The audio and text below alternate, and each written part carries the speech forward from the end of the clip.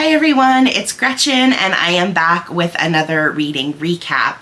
It's been about 10 to 12 days, I think, since I last sat down to have a chat, and a lot has been happening in my reading life since then. So I wanted to talk about a couple of those things prior to actually getting into the books that I have read or finished.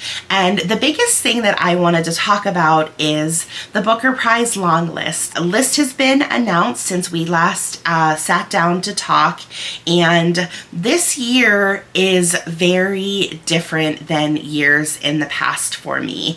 And the biggest reason is because normally around this time I have that feeling of pressure and that feeling of having to rush to read 13 books. But this year is different because I've already read 6 of them, and the other 7, 2 of them aren't even available yet until September. So I'm in this situation where I only have 5 books at the moment that I can read or can get my hands on. So that is a very odd feeling for me. I'm usually spoiled for choice when it comes to books to pick up, but only having 5, it actually feels so much different than any Booker Prize season has ever felt for me. So I am loving it though, because I don't feel that pressure. I feel like my reading doesn't have to solely focus on the prize, and I am still able to be that mood reader and pick up books that I want to read. And I have found that my last few weeks of reading have just been amazing. I have really enjoyed the books that I am picking up, and it's a really refreshing change of pace to slowly read as opposed to getting that feeling of having to rush. I'm having a great time with it so far. I am reading only one of them at the moment. I'm focusing on My Friends by Hisham Matar. It's a library copy, obviously. I am waiting for my copy that I purchased to come in the mail. It's coming from the UK. I ordered it through Blackwell's, so it's not here yet. But that's the other thing, is that I don't even physically have them yet, so my options are extremely limited to what books I can even read, and it's been kind of nice, I'm not gonna lie, being able to enjoy this prize slowly. And then the other thing that I want to talk about is that in the past, because I do focus so much on the Booker Prize, when the National Book Award nominees come out, as well as the Giller Prize nominees, I've never really been able to participate in those prizes as much as I have wanted to. So this might be a year where I can spend more time with those prizes, which is really exciting for me. I know that's extremely nerdy, but I am looking forward, because although I do tend to eventually get to those books, I don't necessarily get to read them in real time or follow along. It's always after the fact. So even if I can get a few more of those books read prior to those shortlists or the winners being announced, that'll be very exciting. The other thing that has just been really exciting for me as a reader is I'm having really good luck right now with the books that I am choosing to pick up, and I am gelling with them. They're books that I'm enjoying for the most part, and I haven't really had a book as of late that I was like, yeah, this is just not working for me. And it's such a good feeling as a reader to be going through a spell where you're enjoying everything that you read. sad. And of course there's a part of me that is like, this is gonna end, Gretchen. Like, you're gonna, you know, it's always feast and famine when it comes to reading for me especially. I go through those phases where everything I pick up is gold, and then once that is over, everything I pick up is trashed. So I'm hoping that this streak continues. I think I'm on the front end of it still, so that makes me hopeful. But yeah, we'll see what happens. And yeah, there were, I think, 7 books that I have finished since we last spoke. So now that I've spent some time catching you up on how I'm feeling about the Booker so far, let's go ahead and get into the books that I have finished.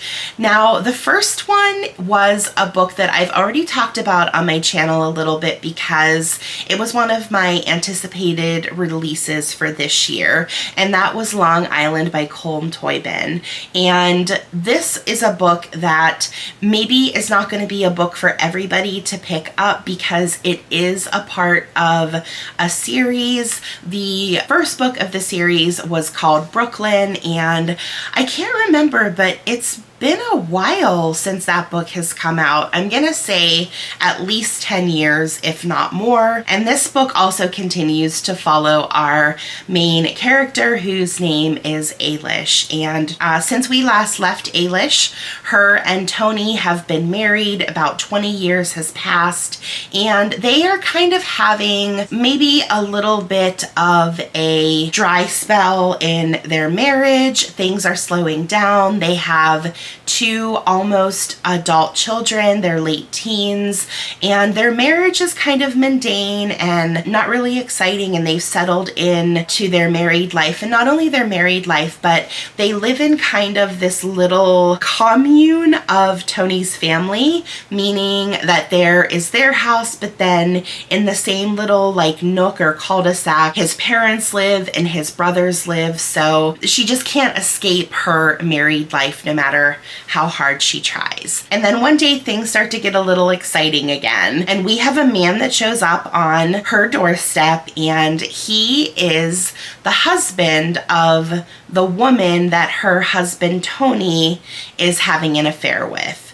And this is news to Ailish, first and foremost, but the second piece of news that he delivers is that she is pregnant.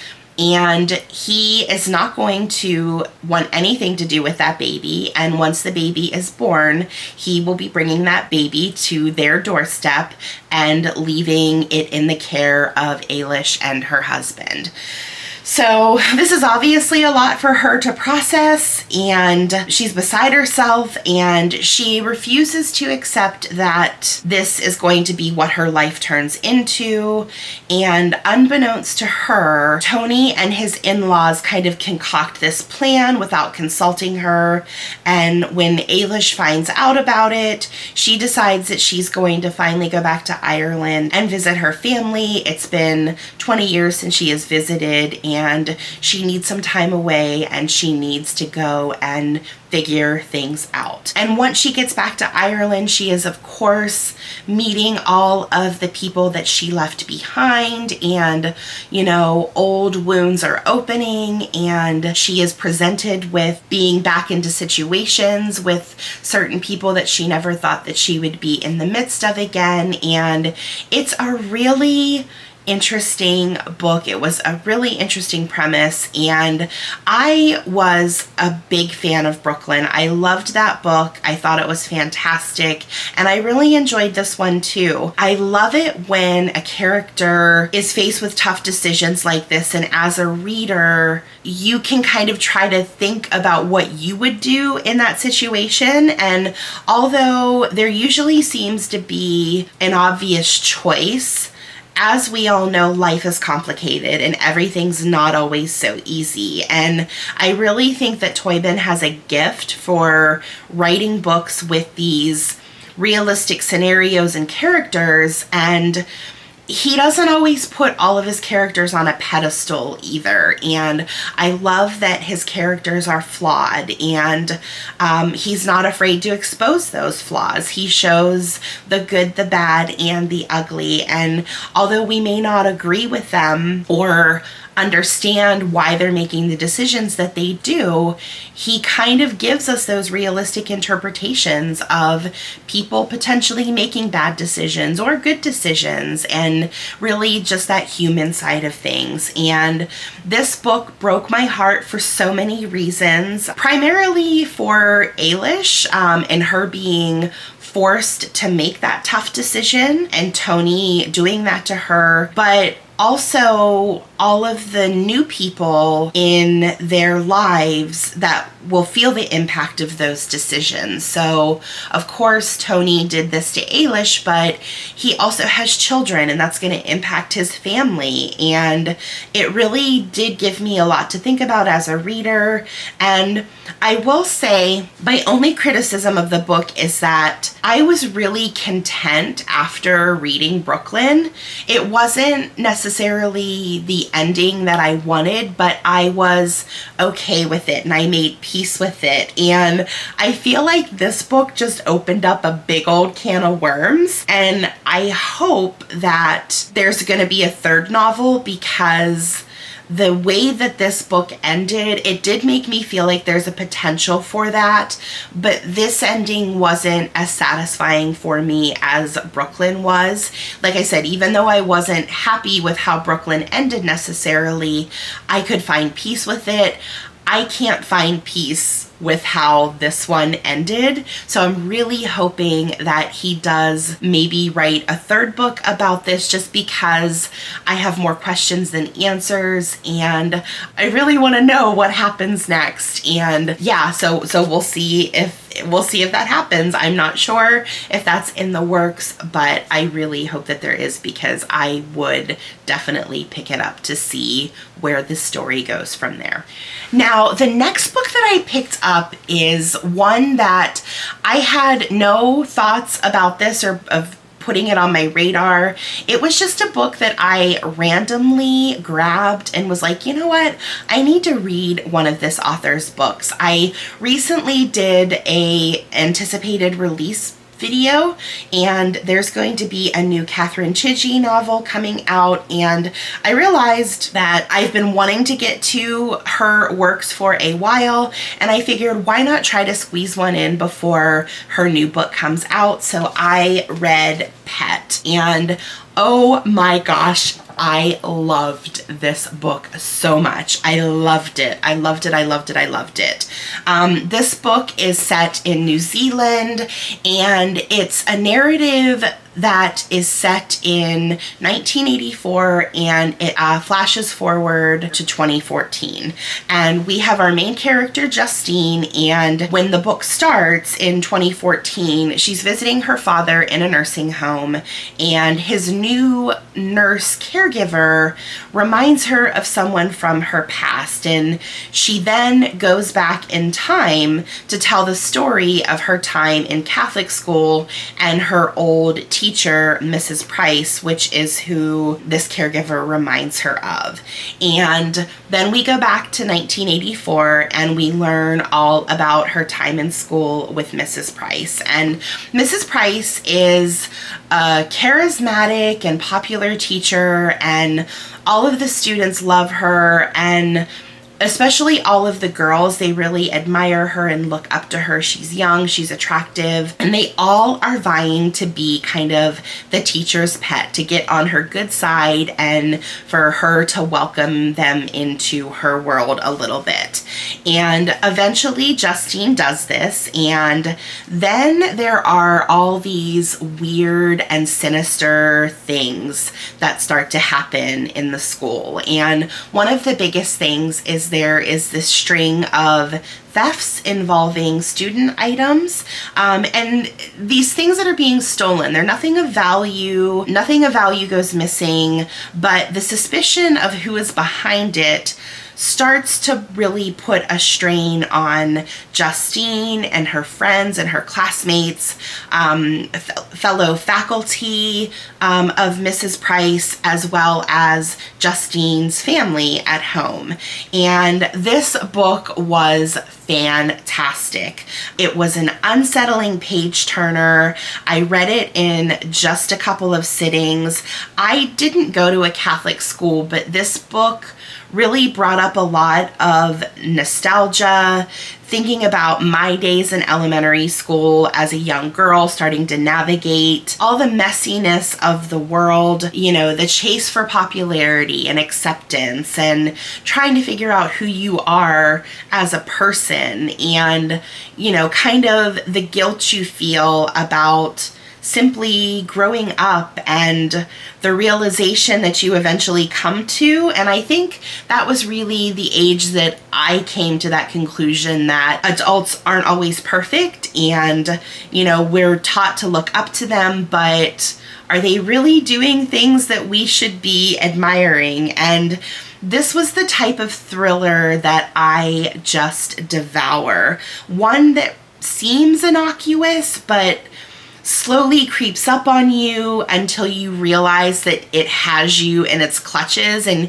you don't even know how you got from A to B, but this book has absolutely consumed you. And like I said, I read this primarily because I wanted to read something by Chidgey before her new novel comes out, but I am so glad that I did because it was fantastic.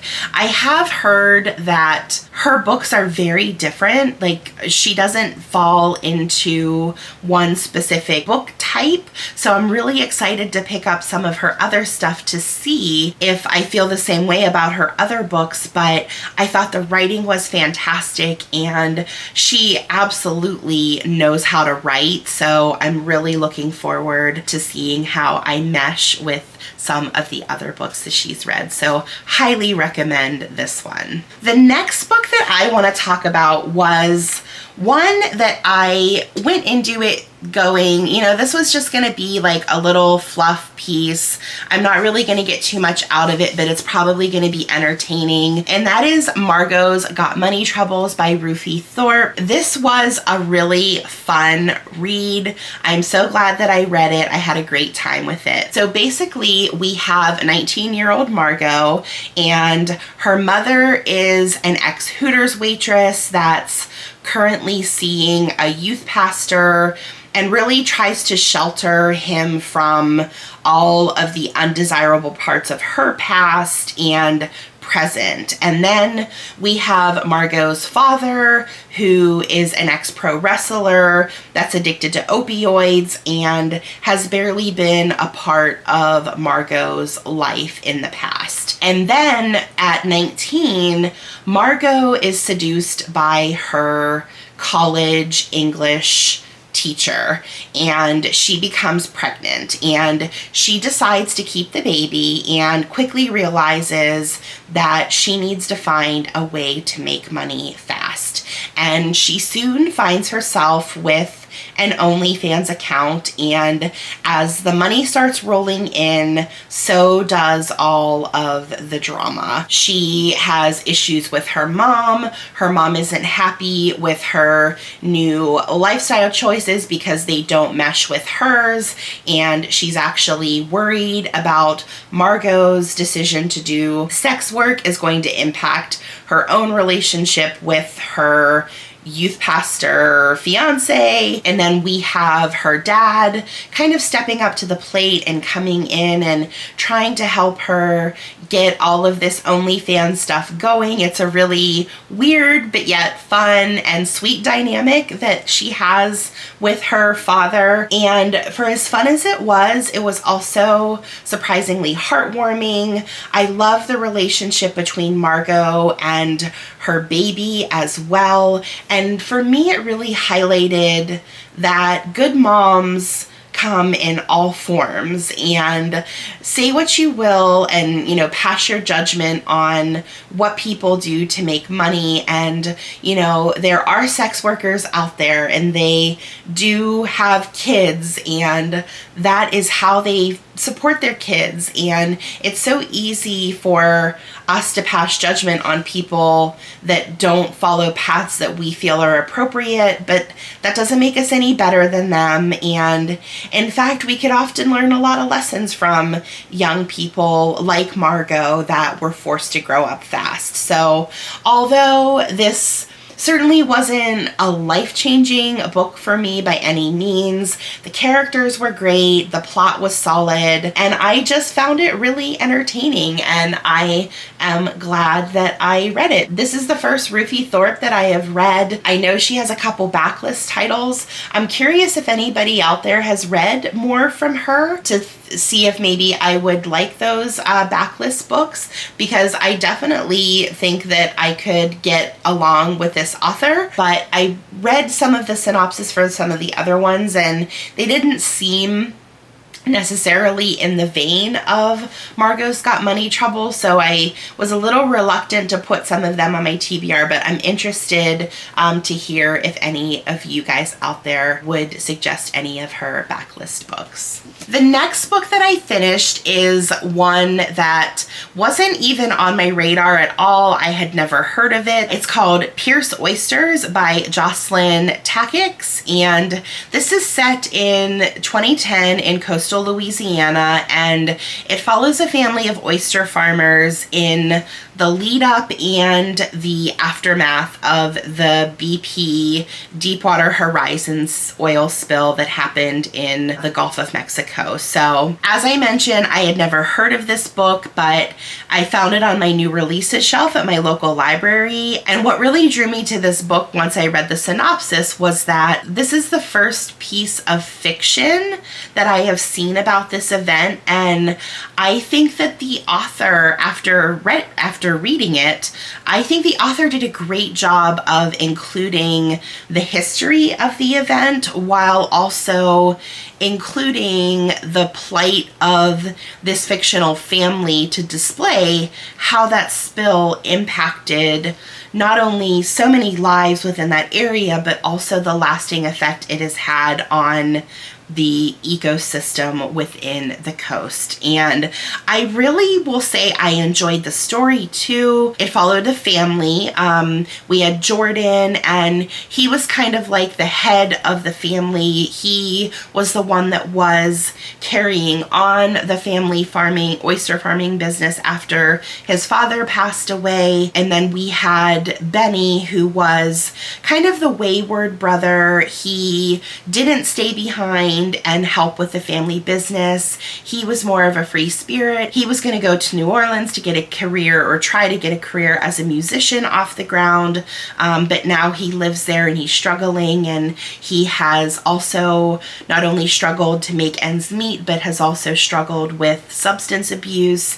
And then we have May, the matriarch of the family, and she battled some unexpected demons of her own as well. And we really learn about their day-to-day lives and their relationships and their struggles and the, mundane things that they have to do just to get through their days. And I will say the characters were deeply flawed, but they were super relatable and ones that you really couldn't help but to cheer on. And this was a debut novel by this author, and I'll definitely be picking up her next book too. I thought this was a really solid debut, and I am so glad that I picked it up. And I will say, let this be a lesson that when you go to your library, always look at the new release shelf. And if you see something, don't just go in there looking for the books that you know about. Take a chance on picking up a book that maybe you didn't even think existed, and give it a chance. You never know. I have found so many gems by browsing through my new release shelf at my library, and they never fail to surprise me. So I just wanted to throw that out there too. So the next book that I picked up is one that I specifically picked up because I was trying to fulfill a reading prompt. So there is a Storygraph reading challenge that has the reading prompts that Simon and Louise Savage created, and the prompt for July was to read a backlist book by an author that is one of your favorites. And when I try to look for those books to read for those types of challenges, I have a personal 24/7 365 reading challenge. I try to incorporate those prompts into my prompts as well so that I can kind of kill two birds with one stone. And one of my prompts is to read Booker backlist titles, and an author that I have really enjoyed to read over the years that had a few Booker backlist titles that I had still to read was Ian McEwan, and I decided to read The Comfort of Strangers.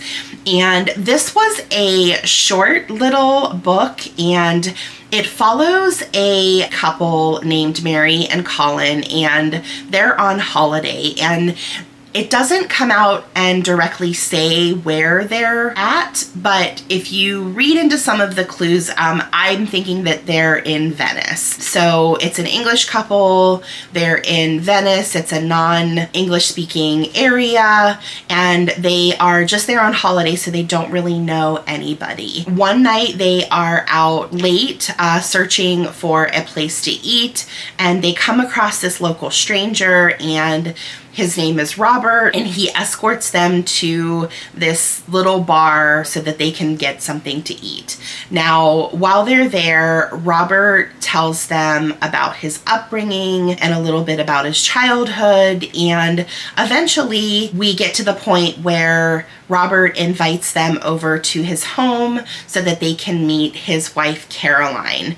And this is all I'll say about the book, because this is really where it gets weird and unsettling, and this book actually gets very shocking and disturbing, especially at the very end. I really enjoyed this book, and I don't want to give a whole lot of plot away because I was shocked by it. I saw where this book was going. I feel like the author was able to guide the reader into having an idea of what was going to happen, but I was not prepared for what actually ended up happening. He always manages to keep me on my toes, and I think that's why I enjoy his writing so much. And he's one of those authors that will guide you and lead you to the water, and then the next thing you know, you're drowning. I just love his writing for that, and I can consistently depend on his books to deliver for me. Now, not all of them are 5-star reads for me by any means, but he is definitely a consistent writer for me, and I really did enjoy this book. And somebody told me that there's an adaptation of this book. Obviously, this was written in the early 80s, so I'm sure that it was done years and years ago. So I'm curious if any of you have seen the adaptation. I think it has Christopher Walken and Rupert Everett in it, maybe. I'm not sure, but I'm interested in seeing it, but I also feel like it's one of those movies that it came out so many years ago that it would probably just be kind of cringe to watch, but I'm curious to see or hear if any of you have watched that adaptation. So moving on to another Booker backlist title, I realized when I did my mid-year freak out that was kind of the prompt on my personal reading challenge that was the most lacking for me, and I still had a lot of slots to fill. So I've really been trying to read a lot of Booker backlist books, and I decided to finally pick up Lanny by Max Porter. And oh my gosh, this book, it is not going to be for everyone. I'm just gonna throw that out there, but it was absolutely a 5-star read for me. I loved this book so much. And unfortunately for this book, I know that I like to tell you about the book, but This is one of those books where I feel like the less you know going in, the better of an experience you're going to have. But in essence, this is a story of a little boy named Lanny, and he goes missing in this small little English village where there's this fabled creature named Dead Papa Toothwort, and he has recently awakened. And I know that last part is going to turn a lot of people off from wanting to pick up this book, but please don't let it. Although this book has elements of folklore and magic, it's not a book that is plot heavy. It's much more about the characters and the community within the village. And this book was delightfully odd and quirky, and it was at times a disturbing little book too. There were times when I was like legitimately creeped out by it. I read it in one sitting. Highly recommend reading the physical book while listening to the audio. The audiobook experience absolutely took me over the edge with loving this book. It had a whole cast of characters, and it was just so fun. And like I said, at times it was super creepy for me to listen to, and I don't think that I would have had that same visceral reaction to all of the unsettling things that were happening if I was just solely reading it on the pages. I think the thing that I loved the most about this book was the way that we got the same event from multiple perspectives. And although I know this is not a stream of consciousness novel, the pacing made me feel the way I do when I read a stream of consciousness novel. That fast, frenetic pacing, the urgency of the delivery of what is being presented to you really made me feel like I do when I read stream of consciousness books. Almost like that thought dumping, but it's thought dumping coming from this person, then that person, then that person. And with the audio, as I was reading the physical, it was so cool because the audio, like I said, has a full cast of characters. There was even a little bit of overlapping with the dialogue in the audio, so that really heightened it for me as well. So you almost felt like the way that they were doing it, like in one ear you would hear one person and then the other person would start to talk over this other person in this ear, and it was just so immersive and visceral, and it was so much fun. And I absolutely adored Lanny as a character. He has this strange little combo of wisdom and innocence, and he would just say the most profound things, and then in the very next line say something super quaint and childlike that you just wanted to pick him up and give him a hug. He was just, oh, he was so sweet. And the way that Max Porter used the entire village as a character was absolutely incredible for me. Each villager had a distinct voice, but they somehow were able to amalgamate together into one giant character, and I honestly don't know how he did it. It was just genius. And I love this book so much, it made me do something that I very rarely do. I finished this book late at night, and I went to bed after, and when I woke up the next day, I immediately picked it up and I reread it. It was that good. And I will say, my second read, I loved it even more. So I cannot say enough good things about this book. I know that there are gonna be a lot of people out there that are like, are you kidding, Gretchen? Like, that book, that was just not for me, but it is definitely a Gretchen book. I adored it. I'm really curious to know if there's any other fans of this book out there. I'd love to hear your thoughts on it, but yeah, this is likely going to end up being one of my favorite reads of the year. And then the last book that I want to talk about was one of my lighthearted romance type books that I like to sprinkle in every now and then, and that was Just for the Summer by Abby Jimenez. This is the third book in her Part of Your World series, and it was absolutely the perfect summer read for me. As you know, I kind of like to mix things up sometimes. sometimes with low stakes romance, and Abby Jimenez is one of my go-to authors when I'm looking for something like that. This book follows our two main characters. We have Emma and Justin, and both of them are single, and they have what they consider to be a curse because every time they are dating someone, once they break up, the person that they just broke up with ends up going on to their next relationship, and that relationship ends up being the one for them, and they're always getting married afterward.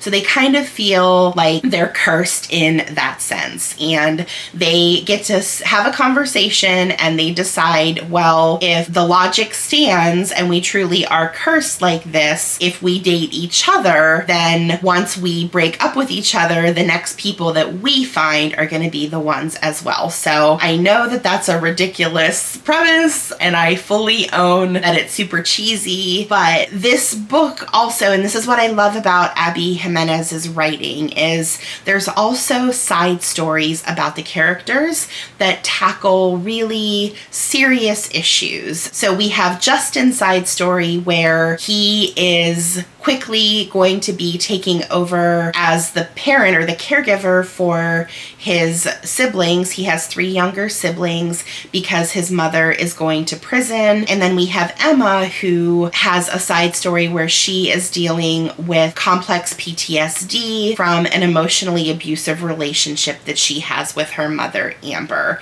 And I like Abby Jimenez's writing because she not only includes kind of that cheesy, cushy, happy love story, but she also includes the ugly and real side of life along with the romance. And I always find myself enjoying her characters. Her characters always seem to be a little more fleshed out than your typical rom-com or romance novels out there. This is a solid read for me. I will of course be picking up her next book.